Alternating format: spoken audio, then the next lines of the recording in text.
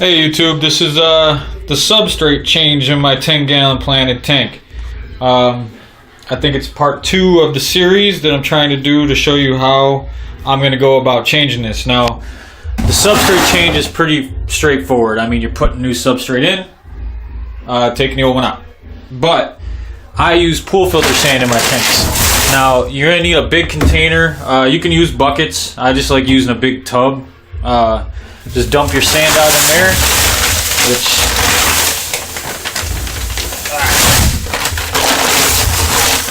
not easy to do with one hand, but we'll get it done. There we go. Now just fill up as much as you're going to use, especially in a big tub like this. I can do a lot more. I'm going to cut that open. Let's get my knife. Another thing to keep handy is your pocket knife. Gerber makes a good pocket knife. There we go.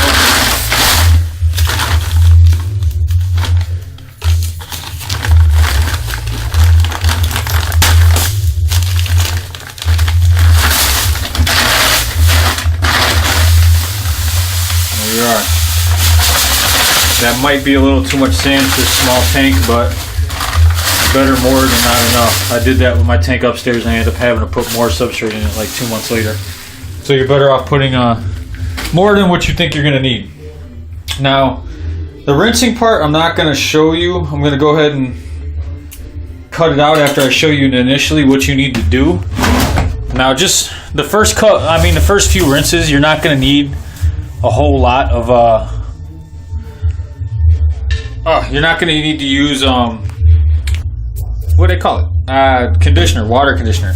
But on your last one, or unless you plan on just washing it and leaving it for a night to get rid of the chlorine and stuff like that, but you're going to want to rinse it out, your final rinse, and let it soak in some water conditioner or mix with water conditioner to get all the chlorine out before you put it in your tank. Now you're going to rinse this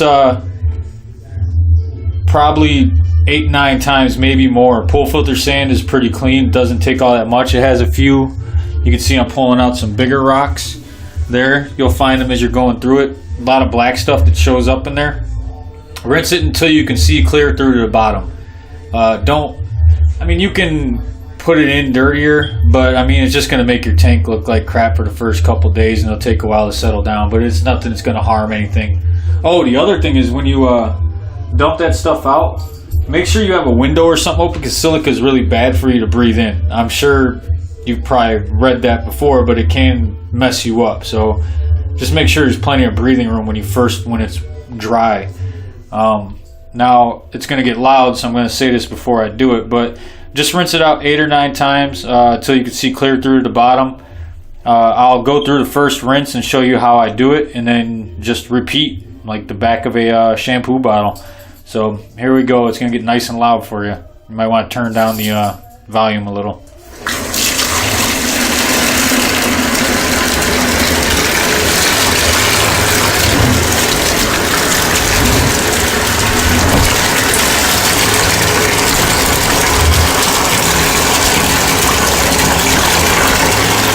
Make sure you mix it up.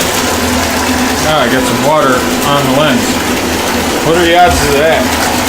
Water went directly on the lens of the camera. Hold on. It's getting there.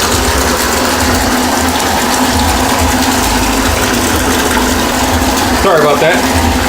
One splash of water went directly on the lens. Alright, now, that should be enough water for your initial rinse.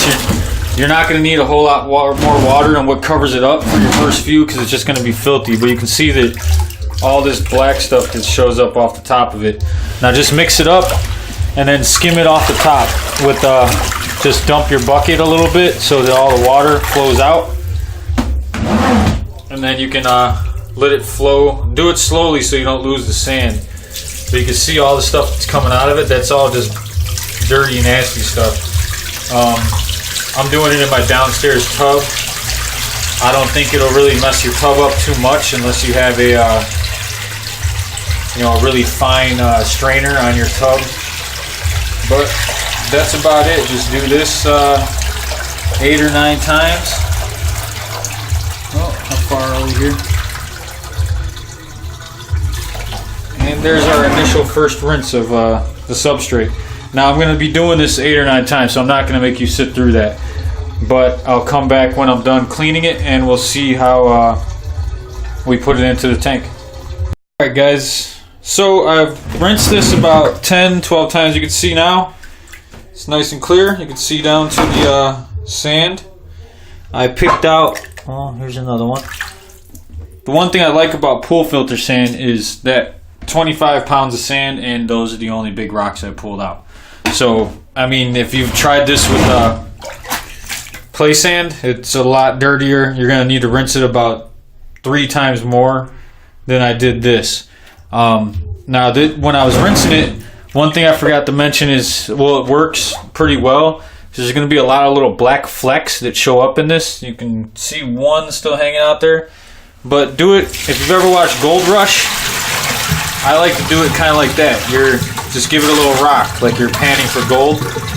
And that black stuff is lighter than your sand, so that stuff's going to float out and your sand's going to stay in. Just try not to get too much of it down your pipes and into your bathtub and everything. So just try to be gentle with it, pay attention to what you're doing, and you can get all that black stuff out. And there you go. See, I'm already done. I was only in here about a half hour rinsing or so, about that. Now, I am done rinsing it, but what I'm going to do is, since it's going directly into my tank and I'm not waiting till tomorrow, I'm going to take some stress coat and I'm going to put it in with this just to condition the water that's going to be sitting in the sand while I take out the other substrate. Now, I mean, I guess if you want to do this, you could rinse. Last time I did it, when I did my 55 gallon, since it was a lot more sand, I just rinsed it and then let it sit overnight, and you know that has the same effect as using a conditioner if you let your water condition itself. But I don't have time for that today, so I'm going to add some conditioner and put that into here. Now, when the water you let it chill in, if you're going to use it right away, make sure it's warm water, warmer than your water temperature in your tank. Because I mean, I use cold water to rinse it because I wanted to, you know, I don't want to use my whole water heater just rinsing out this stuff. So I use cold water to rinse it, and then I put hot water back in here on this final soaking, so that way it brings the temperature of the sand back up, because the sand's going to hold the temperature of that water you put in there, and then you can end up, you won't even, I mean, if you don't pay attention to it, you end up having a big temperature drop in your tank once you put your water back in. So we're going to run some water in there, give it some of that stress coat, and then make sure it's nice warm water, nice and, yeah, that's that good stuff. That's what I'm talking about.